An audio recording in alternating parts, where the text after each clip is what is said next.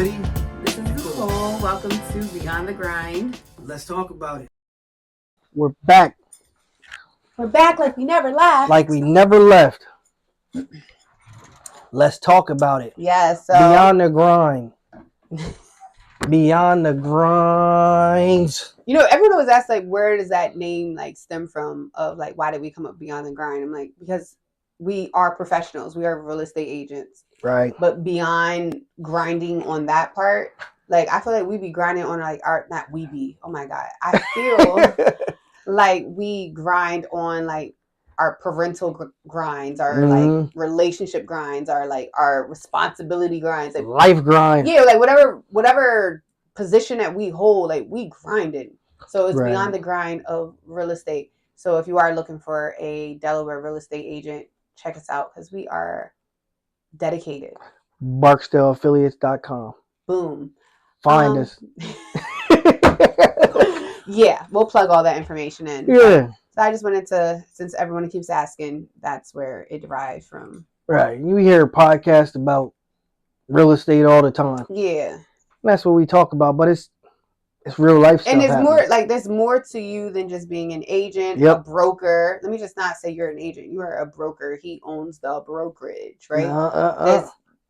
Yeah, you gotta drop your notches. But no, it's like more to you than just that. You're a father. Yeah. Like you're a father who takes your children out. You're a father who observes your children interacting with other kids. And yeah, so it's a lot to talk about. It is. There was this video you sent me. You want to talk about it? Yeah. There's a video out there where a dad's son was getting bullied. Yep. And the dad said, you know what?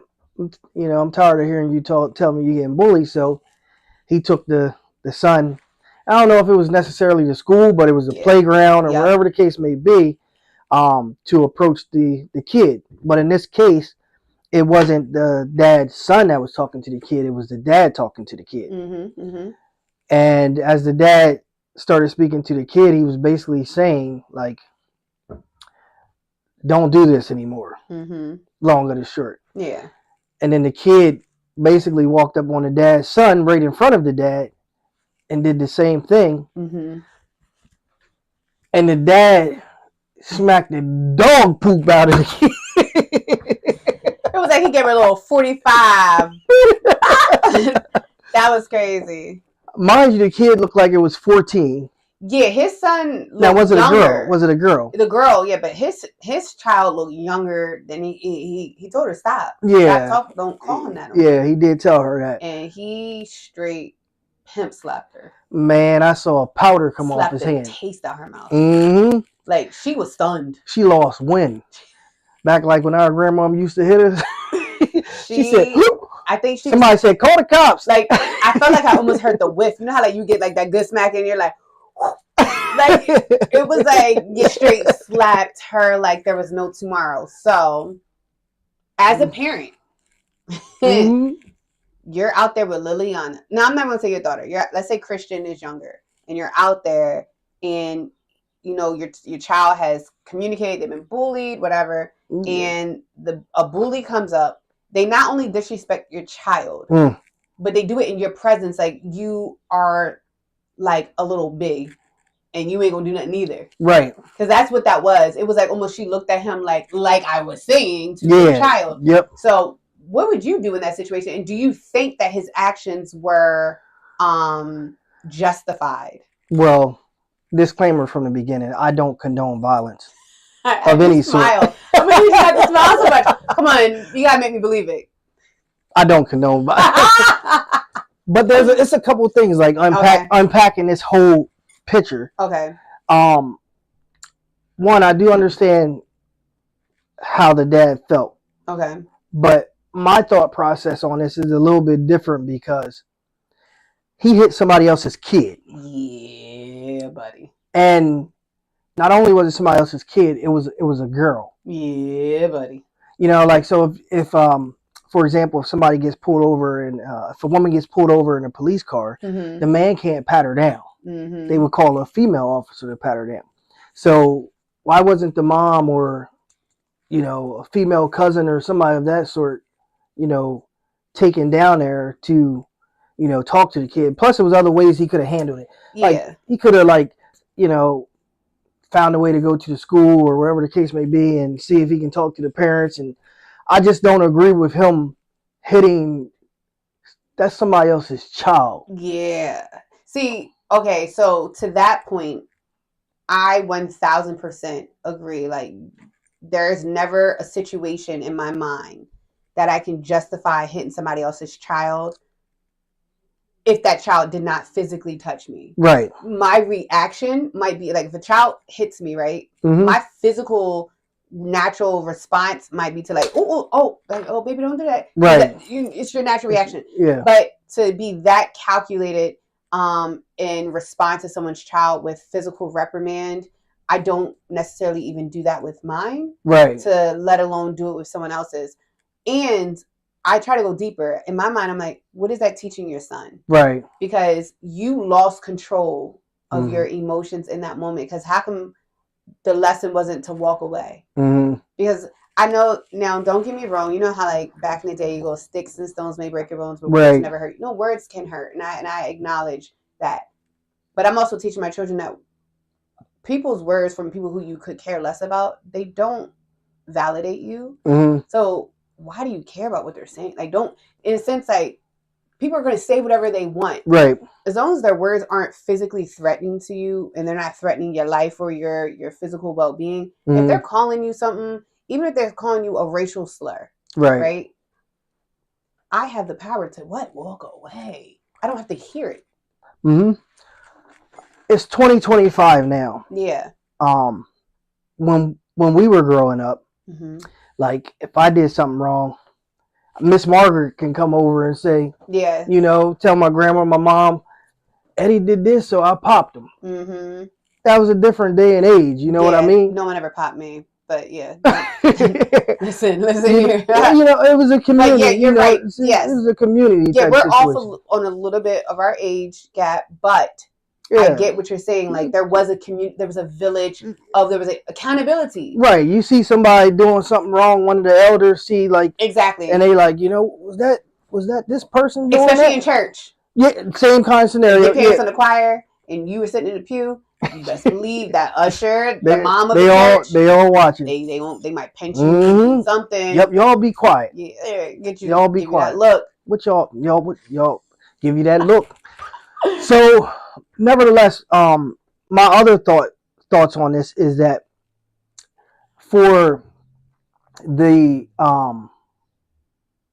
child that is being bullied, you said something that kind of struck a chord to me, because that saying where it talks about sticks and stones may break my bones, but the words will never hurt me. Like I'm finding that as I'm getting older, I'm starting to listen to the lyrics of those songs. Mm-hmm, mm-hmm. And I even heard my daughter, she was doing another song the other day, and I had to call Jessica, and I'm like, hold on, like, is this song racist? This kid's song? Oh, probably. A lot of them do derive from like with Eeny, Meeny, Miny, Mo, like all those ring. Cozy, like, well, when she said that, like, I'm like, what's wrong with Old Black Joe? Because I heard my daughter sing this song, and she was like, ring around the rosy, catch a tire. And then she was like, Old Black, and then when Old Black Joe come, everybody start running. Yeah. I'm like, hold on. But nevertheless, point of the matter, when you talked about the sticks and stones may break my bone, words can never hurt me. I agree, but I don't agree. No, words hurt. I agree. Words hurt. Coming from a person who was bullied.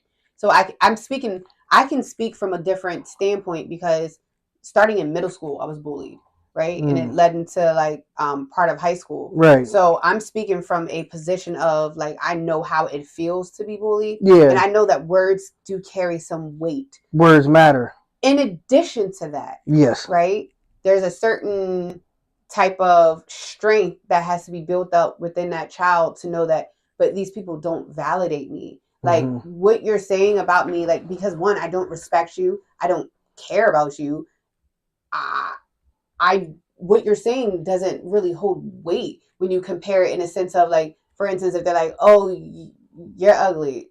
Oh, okay, but I didn't look at you to be beautiful. So what you're saying to me is it's not really, it's not sticking because that's just your perspective of me. But that takes maturity to get there because in a kid's world, it feels so deep and so big, right? Right. So I would never minimize that child's what that child is going through and their experiences because of my maturity is looking at it in a different light. But I feel like that parent that could have been a teachable moment. One, to tell your child to defend yourself. Right. And then two, it could have been a teachable moment to as your son to teach him some type of self-control and restraint to walk away. I was thinking about something when you just said that. Right. And when you mentioned the fact of like you being bullied, I think everybody, I remember when I was in school, kids did stuff, they pluck the back of your head. Kids are just, people do crazy, kids, because it was, that's how they did things. But I didn't notice until you said that and we started talking about it. So it says suicide in children and teens. Mm-hmm. Among children between the ages 15 and 19, suicide is the second leading cause of death. Mm-hmm. And it is the leading cause of death for kids ages 14 to 15. That doesn't surprise me.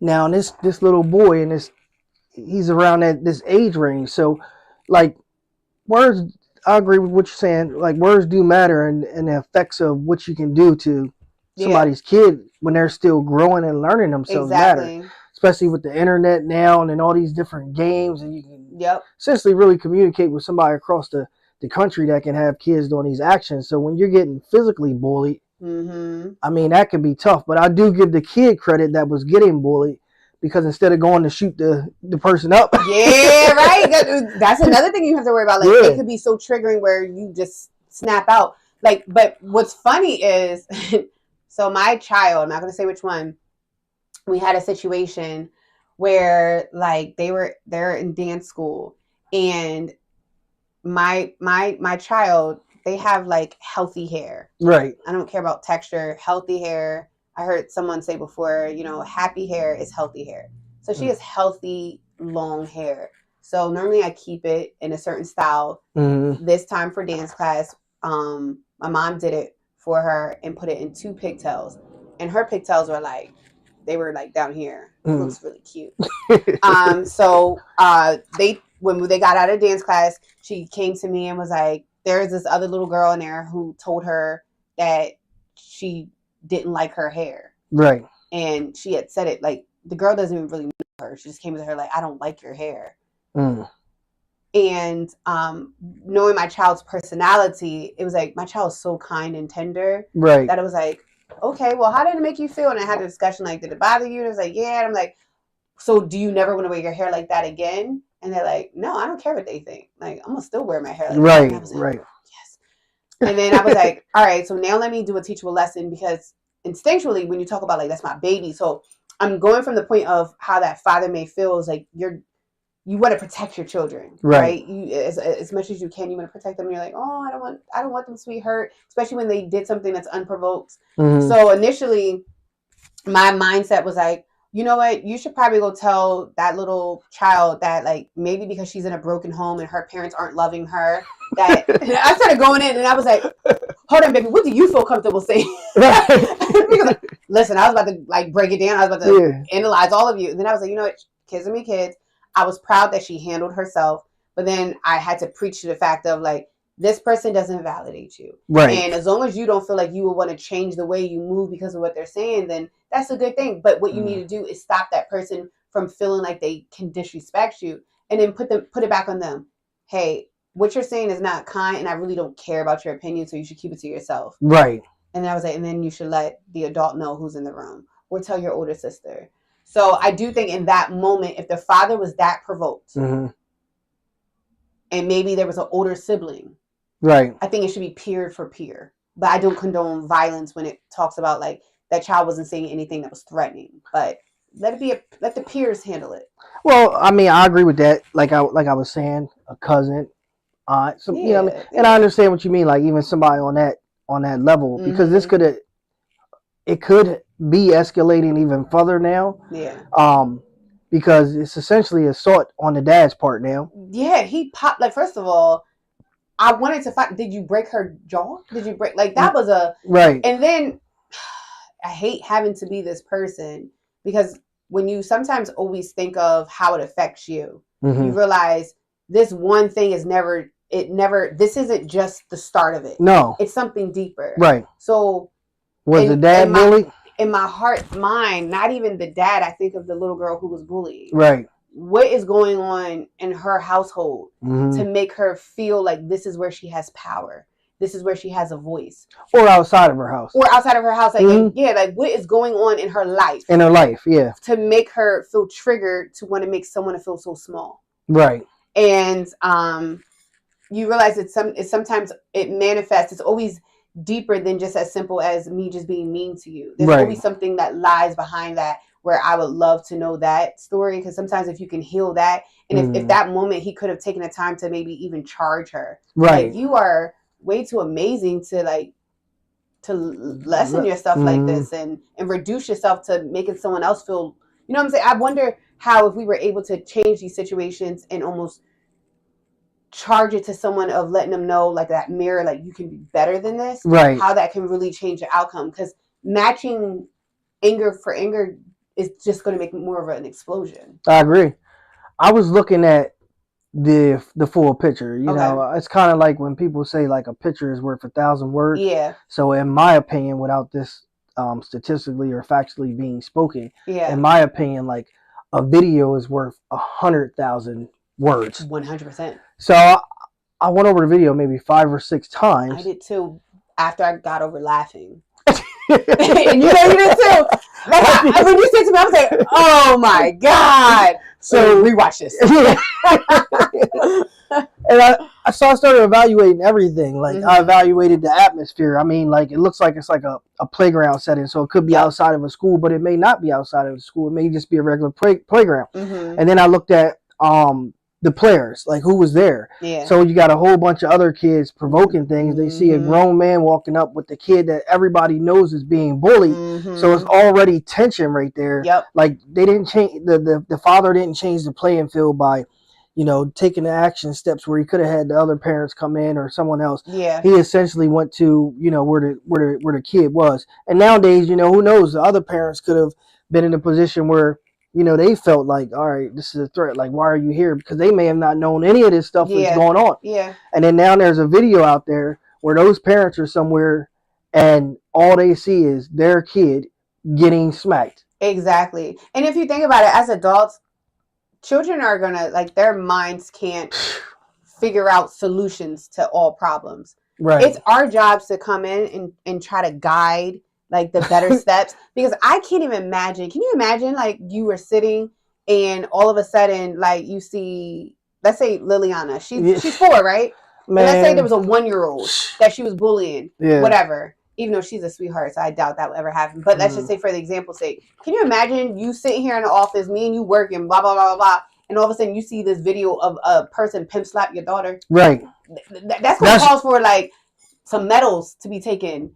Yeah. Like, oh, now man to man, you want to hit, because then I go, like, as a man, like, do you feel bigger now that you dominated this child? All because from the video, what I heard was you said, don't call him this anymore. Right. And then she walked down. Teach your child, don't respond to everything they call you. Right. So I try to, it's easy to look at the bully, right? It's easy to say, oh, this person was wrong. Let me look at how I can change it. You know what? Right. They can call you whatever, but what you respond to is what you have control over. What I respond to, what I react to is what I have control over. And in that situation, he lost all control by deciding to pimp slap that little girl. That's going to forever be like a traumatic situation. That's imprinted in her head. It is, yeah. A man deals with his reaction of when he's at his peak with a violent act. And like I said, you don't know what is in that person's life that they're witnessing, where you almost normalized a man putting his hands on a female. And that's not even just for her. It's for everyone who watched it. It is amazing how, It reminds me of that quote where it says, you can control your actions, but you can't control what the consequences may be. Exactly. Because now it's a whole lot of consequences behind it. People going to be looking at the kid now that his dad did this. Yep. And then still talking about that. Mm-hmm. Then the dad might have, ramifications. Then the kid that got smacked, like you said, it's traumatized. Just like when the guy ran in my car. Yeah. It's like when I'm still in the car now, even though it was 2.5 months ago. And you see cars coming up fast behind you. Yeah, it's like I don't even want to look in the rear view mirror because everybody's like a suspect to me. Like, yo, are they about to hit me? Yeah. So it's like, you get traumatized. It is traumatizing. And even when you think about that, like, imagine being a little boy thinking that your parents want to come and soothe. Because, like, we've grown up and then that's, like, our parents, like, we get a boo-boo, they give us a solution with a Band-Aid. Right. So imagine you think that in your mind, and you're like, okay, my dad handled it. And then you get this bang on the door, and now your dad's being arrested. Yeah, getting locked up. And it's like, oh, my God, he's being arrested because of me. It's because of me.